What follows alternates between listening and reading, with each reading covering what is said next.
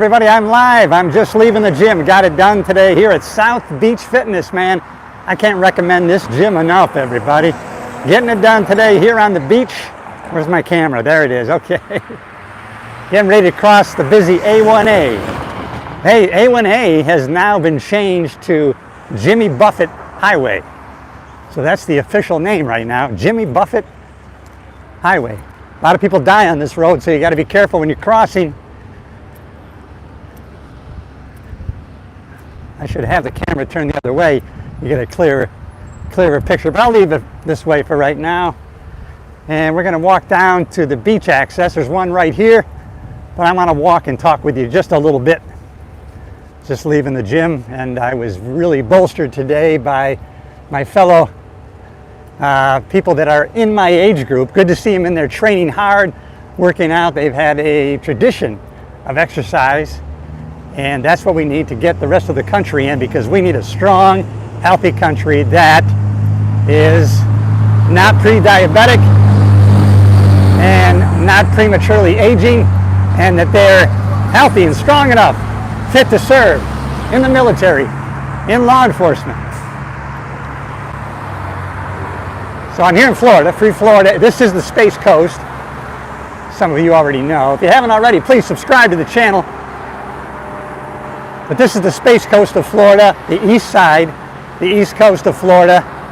As I have said many times before, we are about 20 miles south of Cape Canaveral, where all the launches take place, where Elon's Falcon 9 SpaceX launches mostly from. I think they launch some from Texas and California, but mostly Cape Canaveral here in Florida. It's not really southern Florida, it's kind of central Florida. So we are 12 to 14 miles south of Cocoa Beach. A lot of people have heard of Cocoa Beach. If you know anything about surfing, and Kelly Slater, who's from Cocoa Beach, and one of the original, I think the original Ron Johns is from right there in Cocoa Beach. But so there's my gym right there, South Beach Fitness, and then right across the street is the Atlantic Ocean, everybody.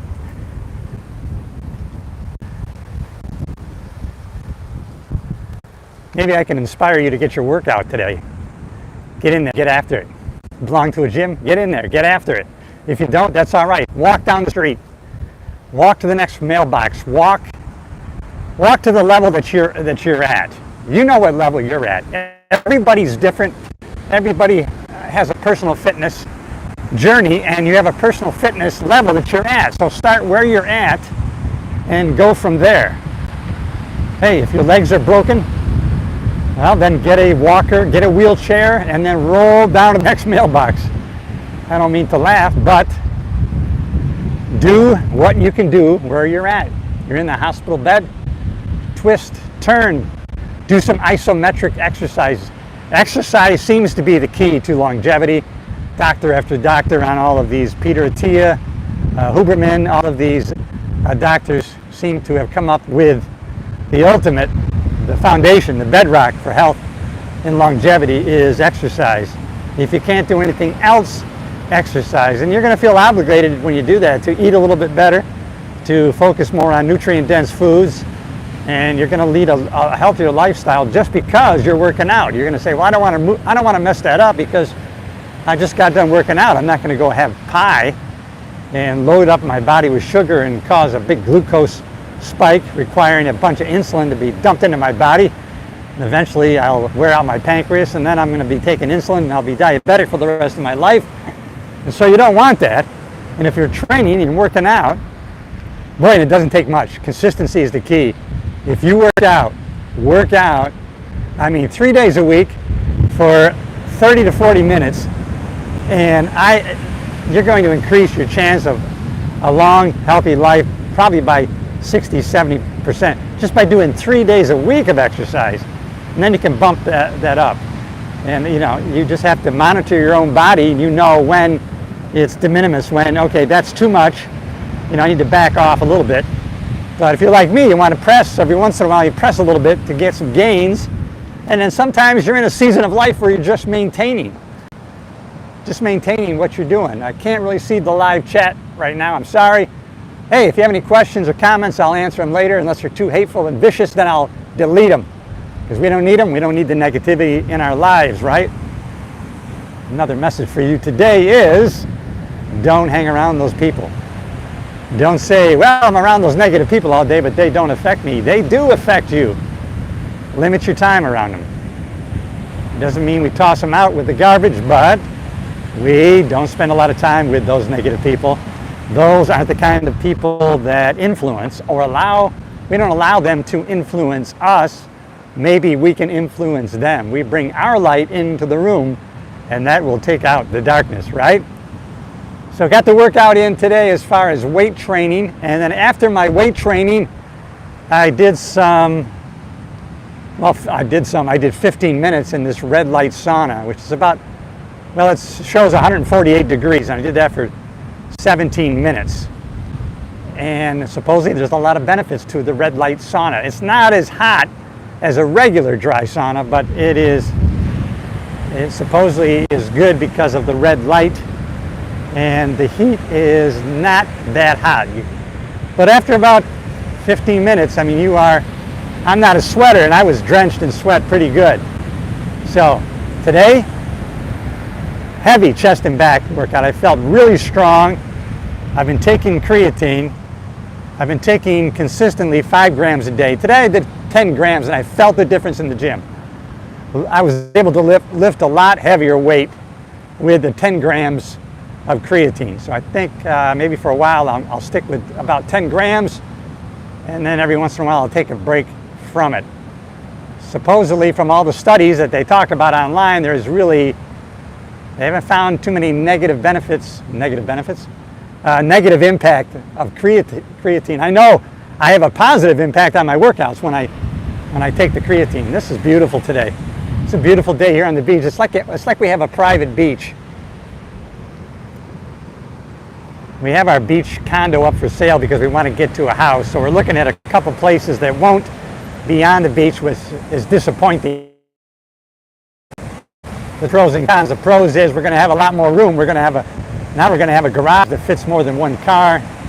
We're going to have a lot more space. We're going to have more closet space, more storage space, and things won't. I mean, anything you have metal on the beach, it gets destroyed. It'll turn to dust in a matter of minutes here with this salt air, and that goes for your air conditioning unit. These air conditioners last. If they last 6-7 years, that would be amazing. Most of the time, they're 5-6 years is probably the most you're going to get out of them, just because of this salt air that eats the shit out of them. But so got the workout in, and going to do some walking later, and going to do a podcast episode. We're going to get after it today. I'm still motivated, still have the fire in the belly to get things done. And if I can encourage you to do that, then you're going to really, it's going to bounce back to me, and I'll be encouraged more myself. I only need one message. When I get one message, Cliff, what you said or did, you shared with me, it really inspired me to do something today that I didn't plan on doing. It really bolsters my motivation, my self-motivation. Right? And that's what it is, self-motivation. We have to self-motivate. There's Mr. Pelican. Hey! Pelican's on patrol. Self-motivation. You really have to self-motivate yourself, because no one's coming. No one's coming to the door. No one's going to knock. No one's going to drag you out of the house. No one's handcuffing you and taking you to the gym. You can do that yourself. It doesn't take much exercise to get the benefits. You might not see it right away. It's like a stone cutter, man. He's pounding away at that stone. You don't see any visible results for a while. And he keeps hammering because he has the faith and the knowledge that eventually one more hit and that stone's going to crack and reveal a beautiful statue. And that's going to be the same with you when you're exercising. When you first start out, you feel sore, you'll know what you're working, but you might not see great results right away. Like the stone cutter, keep at it, have the faith. You know you're doing something that's going to be transitioning you from where you are now into a better self, not only physically, but mentally. You know, I just don't do my workouts for for physical health. I do it for mental. It's mental and physical. They know the tie between mental and physical now is undeniable. It's undeniable how the mental affects the physical and the physical affects the mental. It's a two-way street. I think that's probably what got me through a lot of my police career, post-police career, counteracting the effects of stress on the body. It's tremendous. And when you're in law enforcement and you have year after year of a lot of stress, you're dumping cortisol into your body on numerous occasions, and we have to drain that off, either with exercise or doing something that gets that cortisol out of the body. And a lot of times the best thing we can do is sleep and get plenty of sleep. And in law enforcement, most of the time, it's hard to get good sleep. Most of the time, it's hard to do. It's one of the reasons why I always took vacation, because I know during vacation I'm going to get the proper sleep for myself. I don't think it's the same for everybody. I don't think you can say, you know, with great confidence that you have to get 8 hours. It's probably been found out through sleep labs. It's probably the best. Overall, they've averaged that out, but maybe for some people it's 8.5, 9. Maybe for some people it's 6, 7. I know when you get older, when you get into my age group, which is above 60, you get less and less sleep, or you need less and less. And in my law enforcement career, I was a night person. I loved working the nights, overnight shift, midnight to 8. I actually liked sleeping in the daytime. But I did what I could to get proper sleep. I tried to keep my room cold or cool. I tried to keep it dark. I used to paint my windows black. I would black them out or have blackout curtains. So keep it cool, keep it dark, and then try not to have a lot of noise, and you can get good sleep even though you're on the opposite side of your circadian rhythm. But when you're in police work, you can't help it. Most of the time you're either going to be working nights, if you're lucky, with longevity in your career, you can choose a different time to work. Day shift, I didn't like day shift. I didn't like to be around in the daytime, working the day shift. Afternoons was okay, but that was so busy. Talk about stress. There was just a lot going on. So I think my wife is actually walking down the beach right now. I see her. It looks like her. We'll see when she gets closer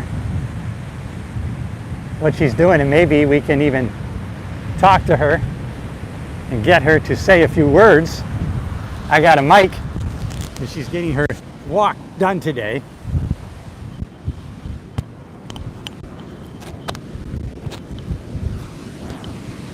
That's not her. I just saw that it's not.